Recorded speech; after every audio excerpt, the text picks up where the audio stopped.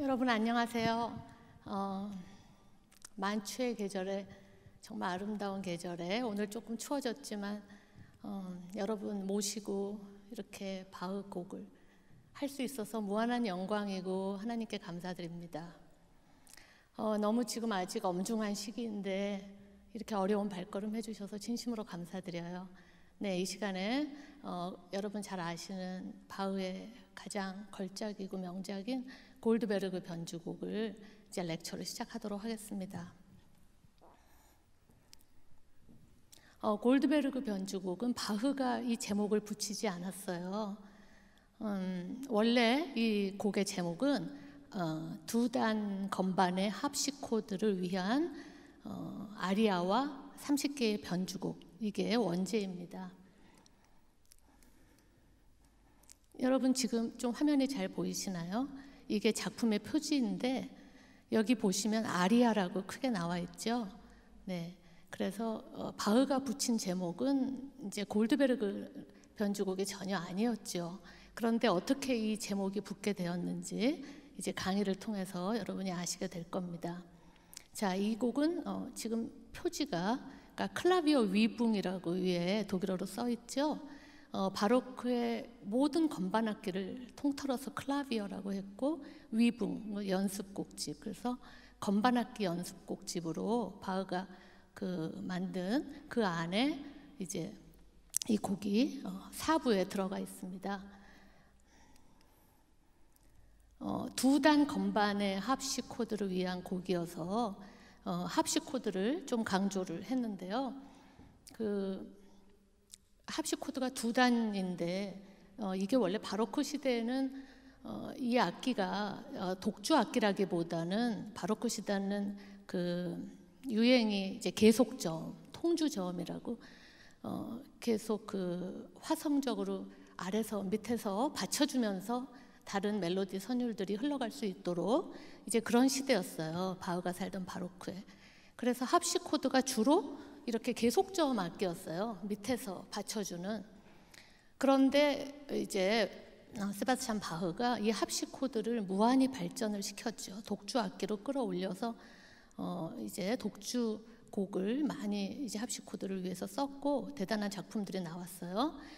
그리고 그 옆에 반다 란도스카는 굉장히 의미심장한 사람이어서 제가 여기에 올렸어요.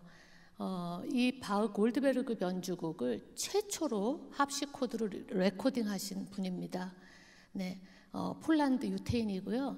이 란도스카가 그 외에 바흐의 많은 작품을 연주, 녹음, 책, 강연 굉장히 20세기 초에 지금 연도가 나와 있죠. 1931년에 첫 레코딩을 했으니 네, 굉장히 앞선 시기죠. 그래서 이 변주곡이 아주 유명해지도록 역할을 하신 분입니다. 자, 이거는 잘 아시다시피 두 단 건반으로 이렇게 합식 코드가 이루어지는데 바흐가 이런 악기를 위해서 골드베르그 변주곡을 썼기 때문에 오늘날에 그냥 하나로 편편하게 된 피아노 악기로 이거를 연주하기에는 손이 부딪히기도 하고 엇갈리기도 하고 굉장히 난관이 많아요. 네. 그러니까 이제 왜 저렇게 썼나? 여러분이 그러지 마시고 두 단 건반을 위한 합식 코드를 곡이기 때문에 그렇다는 거. 네. 이제 목차는요, 제가 이렇게 조금 나눠서 설명을 해드리는데 먼저 골드베르그 변주곡의 작품 배경을 말씀드리고 이제 그 안에 녹아 있는 세바스찬 바흐의 음악적인 아이디어들 그리고 예술적 가치들, 그 다음에 이제 마지막으로는 제가 본 기독교 관점에서의 이 곡의 해석. 예, 그리고 이제 왜냐하면 여러분 잘 아시다시피 바흐가 굉장한 기독교인이었잖아요. 네, 자신의 믿음을 하나님께 고백하듯이 언제나 작품을 썼어요. 그리고 평생을 자기가 봉사하는 오르가니스트로서 성 토마스 교회에서 27년을 봉직하게 되죠. 그래서 이제 바흐가 철저한 그런 신앙적 중심의 고백이기 때문에 이 골드베르그 변주곡에도 그것이 녹아 있어서 제가 그렇게 말씀드리려고 합니다. 2번 음악적 아이디어와 기독교 관점, 이건 좀 같이 융합을 해서 섞어가면서 말씀을 드릴게요. 이 사진은요, 여러분도 잘 아시는 글렌 굴드죠. 네, 아까 란도스카가 1931년 녹음을 해서 합시코드로 이 곡을 알렸다면 글렌 굴드는 피아노 악기로 이 골드베르그 바리에이션을 세계에 알린 가장 업적이 큰 피아니스트죠. 얼마나 독특한 개성으로 그 골드베르그 변주곡을 썼냐면 쳤냐면 뭐 아시죠? 예, 허밍을 붙여가며 녹음을 하고, 그래서 심지어 이 곡이 굴드베르그라고도 불릴 정도로 네, 그렇게 글렌 굴드를 빼놓을 수가 없습니다. 자, 그러면 본론으로 들어가겠습니다. 이 곡의 작품 배경은요, 바흐가 1741년에서 42년에 작곡하고 출판을 했습니다. 바흐는 1750년에 돌아가셨거든요. 그러니까 완전히 후기 작품이죠. 이 곡이 죽기 한 8, 9년 전에 이렇게 쓰고 출판이 됐는데요. 그래서 바흐의 모든 그 건반악기 기교들이 완전히 집대성되어 나타나 있는 곡이라고 할 수 있습니다. 그리고 지금 이렇게 삼각형 두 개가 있어요. 먼저 여러분 보시는 우측의 삼각형은 디스크 자켓에서 제가 뽑아서 올렸는데, 또 역시 바흐 스페셜리스트인 여러분 잘 아시는 안드라스 쉬프, 그 사람의 글렌 굴드 집에서 제가 뽑아온 거고, 그 아래 삼각형은 제가 그려 넣었어요. 왜냐하면 왜 삼각형이냐, 이 3이라는 것이 너무나 상징적으로 이 곡에서 계속 부각이 되기 때문이에요. 네. 그리고 작품 배경도 3이에요. 왜냐하면 왜 이제 골드베르그 변주곡이 됐는지 알려드릴게요. 말 그대로 요한 고틀리프 골드베르그가 이렇게 연도가 나와 있는데 미처 30살이 되기도 전에 죽었네요. 네, 참 젊은 시절에 죽었는데 골드베르그가 역사적인 사람이에요. 그리고 그 당시에 매우 뛰어난 기술을 가진 합시코드스트였습니다. 네, 그리고 그 다음에 이제 카이저링크 백작이 나옵니다. 헤르만 칼 카운트 폰 카이저링크 백작은 러시아 백작인데, 이 사람이 독일 드레스덴의 이제 대사였어요. 대사관. 그런데 카이저링크가 이제 그때 당시 이렇게 백작이나 귀족들은 음악가들을 자기 집에 고용을 하면서 자기네들 무슨 일이 있을 때 음악을 하게 하고 이랬잖아요. 바로크 시대. 그래서 골드베르그가 고용인이었습니다. 이 카이저링크 백작의 러시아 대사관에. 그리고 이 대사가 요한 세바스찬 바흐를 무척 후원을 했어요. 물심양면. 그래서 요한 세바스찬 바흐는 항상 감사를 표현하기를 원했죠. 카이저링크 백작에게. 그래서 이 곡은 요한 세바스찬 바흐, 카이저링크 백작, 골드베르그, 예, 이렇게 세 사람, 네, 배경적으로도 이 작곡이 된 배경적으로도 이렇게 삼각형을 형성하고 있어요. 특별히 카이저링크 백작은 참 아쉽게도 너무 그 잠을 못 이뤘다고 해요. 네, 생전에 불면증으로 고생을 했는데, 그래서 평소에도 이 어린 골드베르그를 자기 옆에 두고 내가 잠 좀 잘 오게 자꾸 연주를 해 하면서 이렇게 연주를 시켰는데 어느 것에도 만족을 못했대요. 잠이 계속 고쳐지질 않아요, 불면증이. 그래서 이제 급기야 세바스찬 바흐에게 제발 좀 좋은 곡을 한번 써보라. 그래서 이제 세바스찬 바흐가 그 말을 듣고 위촉을 받아서 만든 작품이 바로 이 아리아와 30개의 변주곡입니다. 그런데 왜 골드베르그가 이제 변주곡이 됐는지 여러분 눈치채셨죠? 이제 이거를 너무 좋아하는 거예요. 카이저링크 백작이. 대성공이에요. 이제야 마음의 안정을 찾게 됐어요. 이 곡을 듣고. 그래서 바흐에게 너무나 많은 큰 상을 줬고 진짜. 네. 그런데 그러면 골드베르그와 그 바흐와의 관계는 어떤가? 네, 바흐의 아들이 윌헬름 프리드만 바흐라고, 그 아들도 유명한 또 작곡가거든요. 바흐 가문에서 한 20명의 작곡가들이 음악사를 왔다 갔다 하게 아주 굉장히 중요한 작곡가들이 나와요. 그래서 첫째 장남 윌헬름 프리드만 바흐가 골드베르그의 선생이었습니다. 그러니까 뭐 아버지 또 아들 뭐 굉장히 선생이니까 수제자로서 아버지에게도 보이고, 그래서 골드베르그의 모든 걸 바흐가 알고 있었기 때문에 상당히 기교가 뛰어난 골드베르그에게 이 곡을 연주하게 했고, 골드베르그가 계속 이 곡을 자꾸 연주하고 잘하고 이러다 보니 이름이 골드베르그 변주곡으로 그렇게 됐어요. 그래서 저는 뭐의 은혜를 받냐면 뭐 이 곡 좋은 거는 말할 필요도 없지만 지금 연도를 보시면 여러분 41년, 42년에 작곡을 해서 됐는데 골드베르그 나이가 불과 그 나이로 따지면 한 15살밖에 안 돼요. 그래서 일부 학자들은 이런 에피소드는 헛소문이다. 우리가 팩트를 확인할 길이 없기 때문에 이건 누가 지어낸 이야기다. 어떻게 이 대곡을 15살짜리 소년이 치는가. 이렇게 의문을 제기하는 또 음악학자들이 많이 있지만 저는 굉장히 타당성이 있다고 믿는 거죠. 왜냐하면 이 카이저링크 백작이 불면증으로 앓은 거는 역사적이에요. 그거는 고증에도 분명히 기록으로 남아있고 어쨌든 골드베르그가 그 고용이 돼서 연주자였기 때문에 충분히 타당성이 있다고 저는 생각합니다. 뭐 완벽하진 않을지라도 당시 매우 뛰어난 테크니션이었기 때문에 가능했으리라고 저는 믿어요. 그래서 제가 한번 상상을 해봤어요. 네, 제가 여기저기서 그림을 가져다가 조합을 해봤는데 이렇게 잠이 안 오는 밤에 카이저링크가 옆방에서 잠을 이루려고 할 때 골드베르그는 계속 이 합시코드를 치는 거죠. 이 변주곡을. 그래서 매우 심리적 안정을 얻게 되고 카이저링크 백작은 아주 좋은 결과를 얻게 되었습니다. 그 다음에 제가 가지고 온 거는 피에르 앙따이라고 아주 유명한 합시코디스트예요. 지금도 연주 많이 해요, 이분. 그런데 이분의 디스크 자켓이에요. 골드베르그 변주곡 합시코드로 한. 왜 이 그림을 그렸겠어요? 이분도 역시 어린 골드베르그를 상상하면서 이 디스크 자켓을 고른 것이죠. 그래서 정말 그가 했다면 이런 모습이 아니었을까. 네, 저도 그래서 그런 생각을 하면서 이 그림을 가져왔고요. 이제 본격적으로 그러면 우리가 음악적으로 자세히 좀 들여다보려고 합니다. 보통 우리가 변주곡 그러면 여러분 주제가 있고 그 주제를 조금씩 변주하는 게 이제 변주잖아요. 그럼 보통 주제 선율은 다 상성부, 즉 오른손에 나오잖아요. 그런데 이 변주곡의 특징은 주제가 베이스에 나온다는 게 가장 커다란 다른 곡과의 차이점입니다. 네, 그 베이스 선율을 바흐의 둘째 부인 안나 막달레나, 바흐는 첫째 부인과 사별했어요.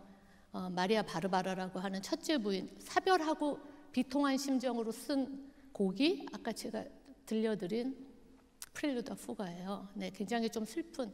네, 그런 다음에 너무 자녀 4명을 놓고 마리아 바르바라가 죽었기 때문에 애들을 건사해야 되고 또 가정을 이뤄가야 되기 때문에 요한 세바스찬 바흐는 또 성악가 소프라노 이 안나 막달레나와 일찍 결혼을 합니다. 그래서 자녀를 20명을 두고 있는데 10명이나 죽어요, 자녀가. 그래서 바흐가 뭐 그 당시에는 지금으로부터 300년 전이니까 여러분 많이 그냥 하나님이 주시는 대로 애들은 낳지만 다 이렇게 뭐 병으로도 죽고 그래서 10명의 자녀를 잃은 슬픔 이제 이런 것도 짊어지고 가는 바흐였는데요. 바흐가 안나 막달레나를 너무나 귀하게 여기고 안나 막달레나도 굉장히 내조를 잘했대요, 바흐를. 그래서 나중에 내 남편 바흐라는 이런 저술에서도 많이 썼는데 그 안나 막달레나를 위한 멜로디, 그 사라방드에서 가지고 온 멜로디를 베이스에 이제 이렇게 두고 있습니다. 그래서 여러분이 한번 들어보시면 베이스 라인을 잘 들어보세요. 이 곡은 왼손 베이스를 굉장히 강조하면서 좀 해야 되거든요.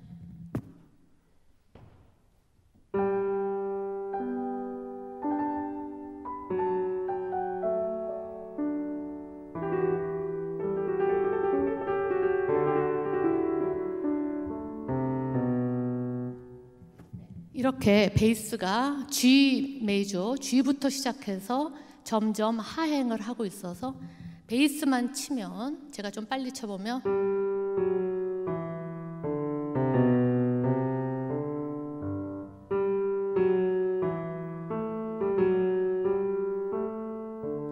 굉장히 단순하잖아요. 네.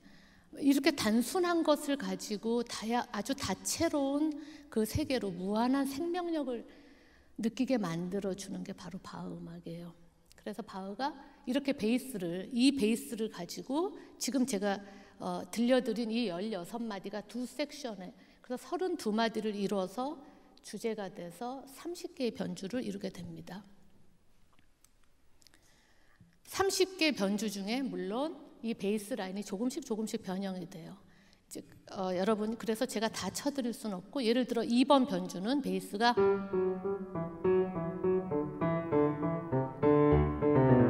네, 그 다음에 8번 변주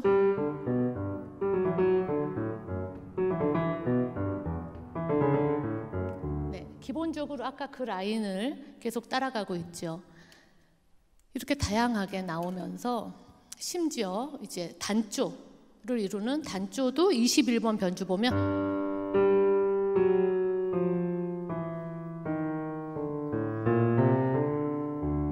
네, 여러 모습으로 주제가 이제 이렇게 변주를 하고 있습니다. 이제 본격적으로 30개 그 변주곡에 대해서 이제 3의 숫자가 어떻게 작동을 하는지 좀 말씀을 드릴게요. 지금 말씀드린 대로 베이스 라인이 기본적으로 그 주제의 선율을 가지고 쫙 흐르면서 이 곡의 특징은 매우 수학적인 규칙이 흐르고 있다는 거예요. 왜 바흐가 위대하냐면 그 바로크의 바흐 위 때에도 상당히 많은 작곡가들이 있었는데 바흐가 그분들의 모든 그 장점을 다 융합을 시켜가지고 상당히 수학적인 개념으로 아주 건축미가 있게 이렇게 작품을 작곡했다는 이런 평이 이제 있거든요. 자, 그래서 정교한 수학적 규칙이 있는데 이 곡이 30개의 변주곡 안에 3개씩 10세트가 묶여져 있는 거예요. 쫙 연결이 되어 있어요. 3개씩. 아까 삼각형 기억나시죠? 자, 그러면 왜 바흐가 자꾸 이렇게 3을 강조할까요? 제가 아까 좀 섞어서 말씀드린다고 그랬잖아요. 바흐는 이게 삼위일체 하나님을 의미하는 겁니다. 성부, 성자, 성령. 그게 바흐의 목적이었어요. 굉장히 그게 마음속에 있었어요. 그리고 왜 그러면 30이냐? 근데 이것도 제가 책에서 읽었어요. 어느 학자가 쓴. 구약의 핵심인 십계명. 네, 그래서 신약의 핵심인 성부, 성자, 성령, 삼위일체. 그거를 곱해서 30개. 네, 그래서 이렇게 바리에이션을 30개로 구성이 됐다고. 그런데 3개씩 세 변주가 세트를 만들어서 10개인데 그 세트도 그냥 마구잡이 세트가 아닙니다. 항상 첫 번째에 오는 변주들은 프리 캐릭터 바리에이션이에요. 즉 다양한 양식으로 뭐 사라방드, fuga, 코랄 트리오 뭐 여러 가지 그다음에 댄스 스타일 굉장히 그런 자유롭게 된 것이 1번마다 오는 변주곡이고 두 번째 끼워 넣은 변주곡은 비르투오소입니다. 굉장히 어려운 기교를 썼어요. 그 다음에 세 번째 변주곡은 캐논입니다.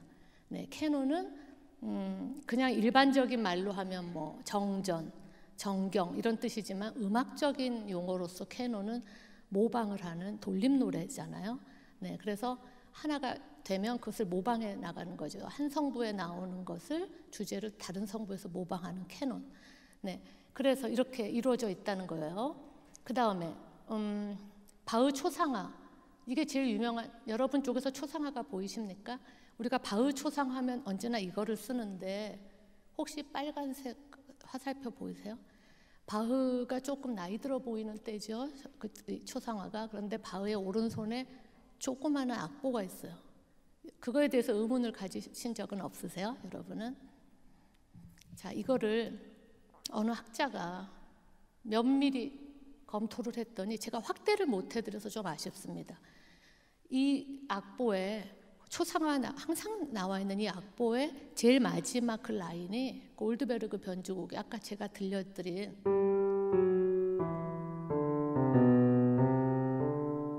이 주제 베이스 라인이라는 거예요. 네, 그래서 깜짝 놀랐어요, 저도.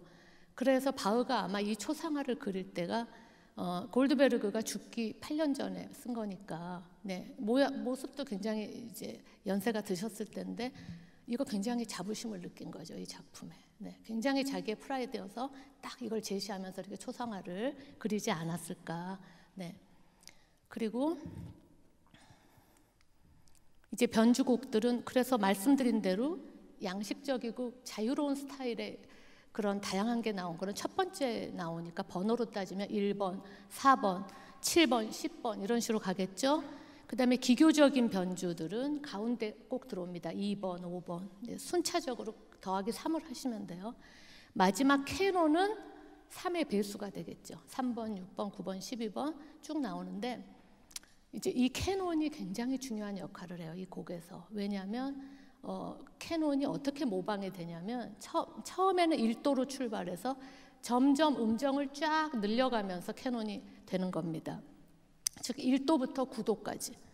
그러면 3번은 1도 캐논, 1도씩 음정을 1도 음정이고 6번은 2도, 9번은 3도 이런 식으로 해서 27번 캐논은 9도. 이제 9도 음정을 벌여가는 거예요. 그거 이따가 보여드릴게요. 그 다음에 마지막 변주곡의 마지막 30번은 그러면 10도 캐논이 나와야 맞잖아요. 그런데 바흐가 10도 캐논을 안 쓰고 쿠어드 리벳을 씁니다. 네, 쿠어드 리벳은 뭘까요? 네. 자, 이따가 그것도 말씀드릴게요. 자, 그리고 이 곡에서는 굉장히 앞서가는 테크닉을 바흐가 시도했어요. 아주 혁신적이었습니다. 바로 그때 건반악기에 굉장히 테크닉을 혁신적으로 쓴 사람은 도메니코 스칼라티 같은 사람인데 그 사람보다도 훨씬 앞서는 이런 테크닉을 바흐가 구사를 하고 있어요. 이 곡에서. 심지어 베토벤 후기 소나타에 나오는 그런 쫙 트릴로 가는 그런 모습이 이미 비치고 있고 이 곡에서 예를 들어 들어보세요.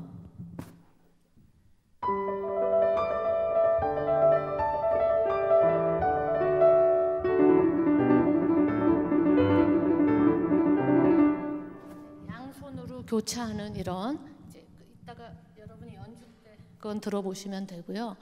그거 외에도 29번 변주에서는 화성으로 교차하는 또 트릴.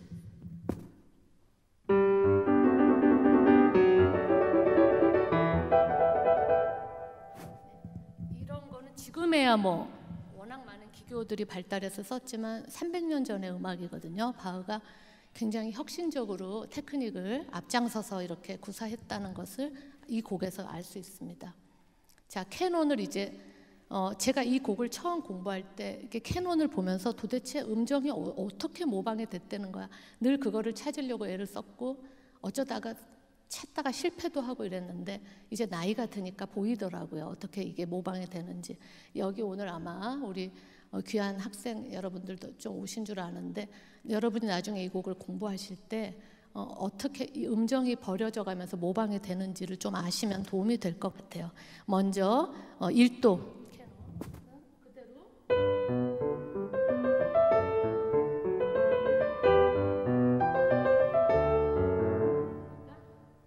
위에 있던 게 중간에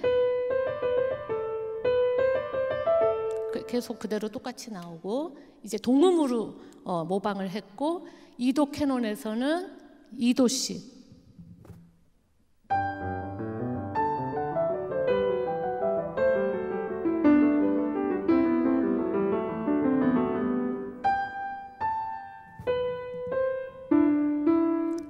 씩 그대로 모방을 하고 있죠. 3도는 위로 상행 3도입니다.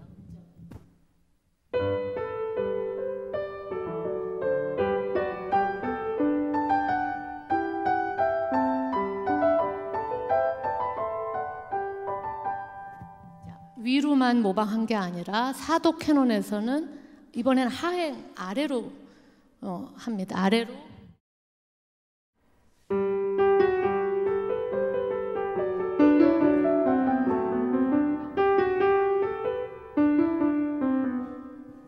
솔파미레 4도로 내려와서 모방을 하고 있고 지금 인벌전 됐죠. 전이시켰습니다. 네, 주제가 뒤집어졌죠. 네, 그 다음 5도 캐논에서는 역시 5도 위로. 자, 여기서 또 한 가지 말씀드릴 거는 이 30개의 변주곡 중에 지금 G 메이저거든요. 바로크 시대의 G 메이저는 본인이 상당히 그 존경하고 좋아하는 분에게 헌정할 때 드리는 조성이었다고 합니다. G장조가.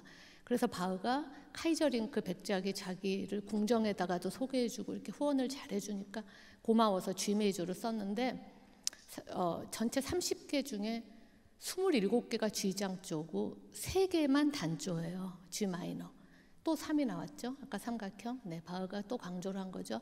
그래서 15번, 21번, 25번인데 다 예수님의 순환을 생각하면서 바흐가 썼고요.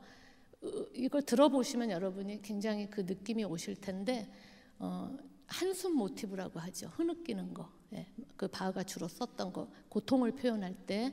자, 그래서 첫 번째 G단조고 5도 캐논.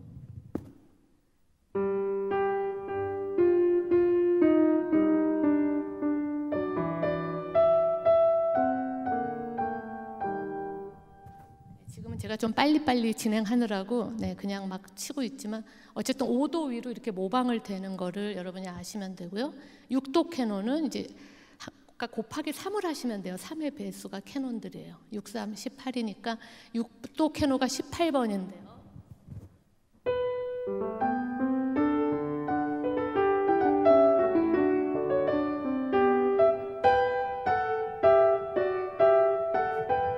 도씩 이렇게 올라가면서 하고 있고요. 그 다음에 7도는 아까 두 번째 또 아까 3개의 단조 중에 두 번째 단조인 21번입니다.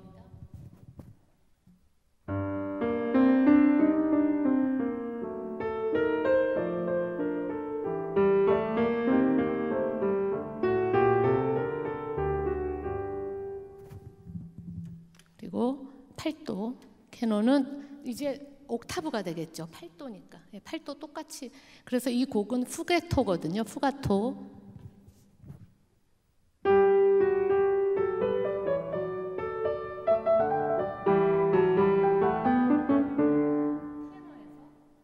소프라노에 나왔던 것이 테너에서 모방을 해서 8도 캐논을 이루고 있습니다. 자, 캐논 중에 제일 마지막인 9도 캐논은 어떻게 보면 2도라고 할 수 있어요. 옥타브가 지나갔으니까. 그렇지만 거리가 있는 이제 구도죠.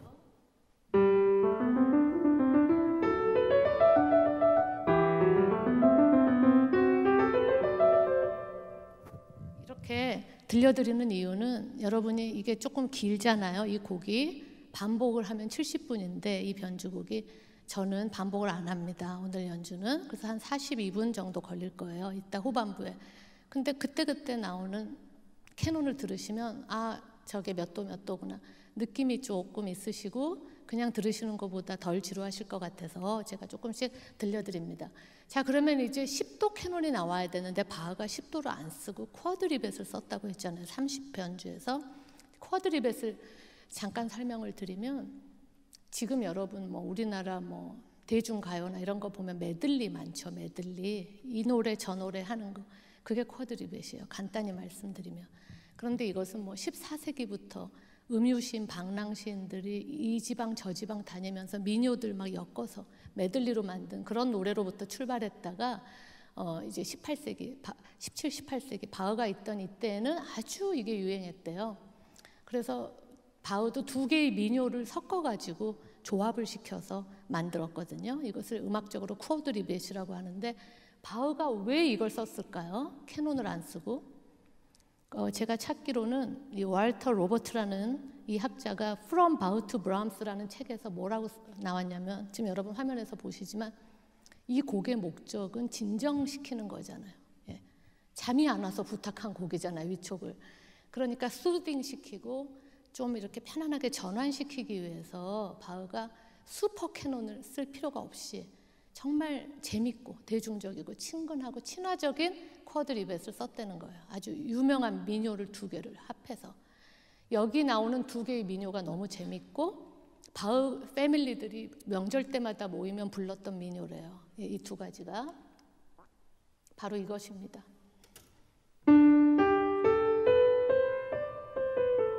이렇게 시작하는 것과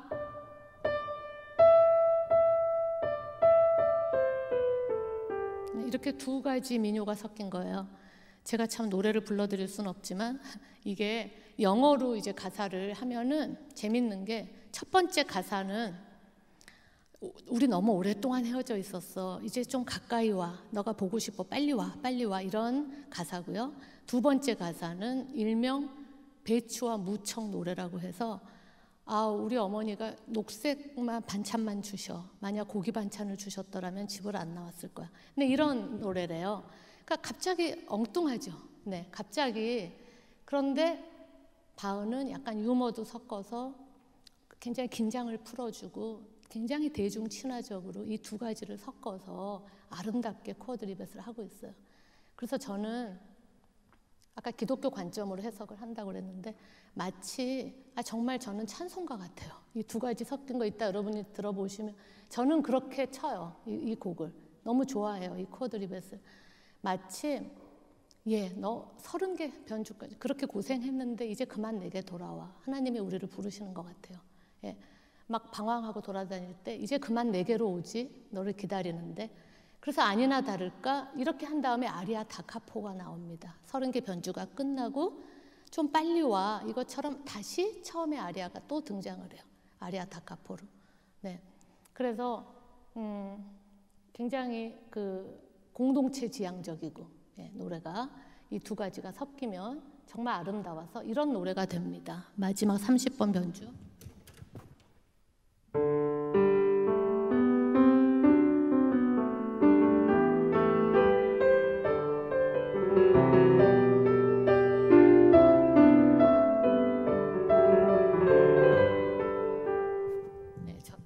이게 굉장히 힘처럼 들려요. 정말 제 귀에는. 그리고 이제 이렇게 주님이 부르시는 소리가 들리다가 다시 아리아 다카포로 나오는 겁니다. 이제 한 가지만 더 말씀드릴 텐데요.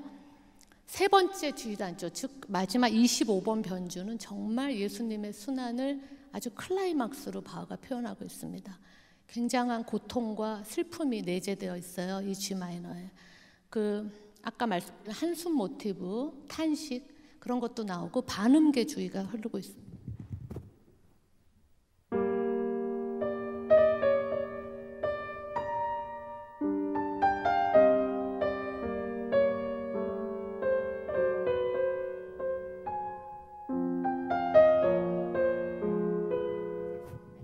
그래서 그리스도의 순환을 25번에서 말하고 있고 제가 느끼기에는 바로 다음에 따라 나오는 거는 우리가 죽음으로 끝나지 않고 예수님이 부활하셨기 때문에 생명이 있잖아요. 그리스도의 부활을 26변주에서 이 왼손 파트에서는 예수님이 뚜벅뚜벅 걸어가시고 오른손은 마치 상승하는 정말 부활의 느낌이 가득한 변주입니다.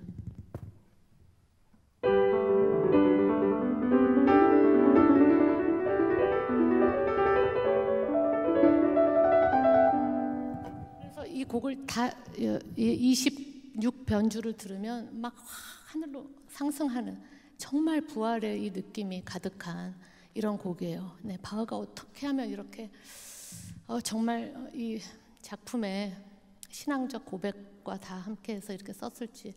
그 다음에 아리아 다카포, 드디어 처음에 했던 그 아리아가 다시 맨 마지막에 30개의 변주가 끝나고 이제 출연을 하는데요. 그래서 제가 오늘 여러분 프로그램에 보시면 구원의 아리아라고 했잖아요.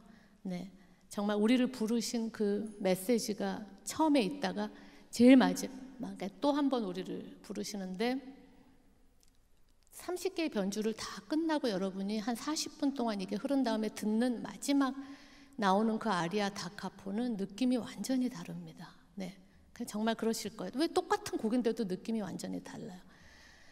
그래서 이제 결론으로 윌리 아펠이라는 이분은 이제 뭐 더 뉴 하버드 딕셔너리나 음악적으로 많은 글을 쓰신 분인데 이분은 뭐라 그랬냐면 이 바흐가 이 숫자들, 수학적 규칙, 뭐 숫자들에서 표현되는 이것 속에 매우 깊이와 순수함이 있다. 이것은 비단 이것을 막 원칙과 법칙을 강조하려고 하다기보다는 굉장한 슈퍼 파워적인 인간이 작곡하는 것 이상의 어떤 힘이 작용하는 것 같다. 네, 이 곡을 그렇게 평가하고 있어요. 네, 저도 그렇게 강하게 믿습니다. 피아니스트 에드윈 피셔는 공경에 처할 때 바흐를 연주하라라는 명언을 남겼어요.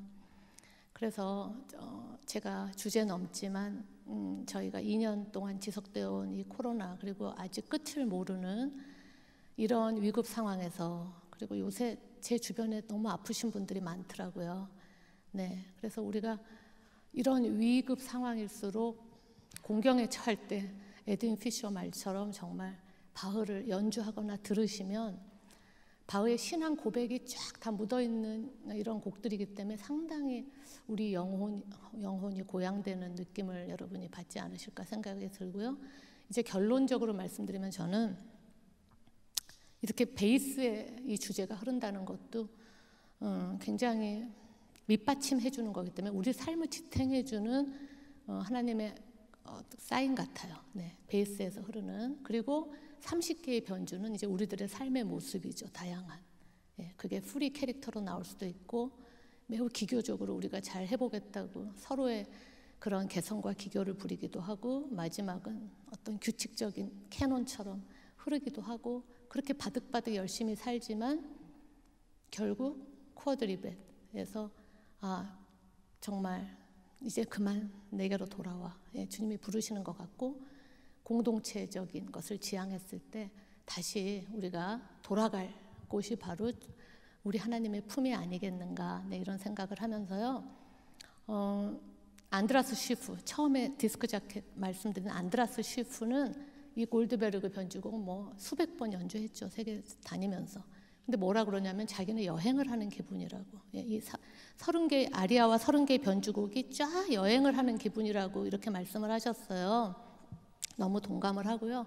저도 오늘 그 어린 골드베르그의 심정이 돼서 너무 제가 부족하지만 여러분의 그 불면, 고통, 우리들의 아픔 이런 걸 조금이라도 덜어드렸으면 하는 바람이 너무 크고요.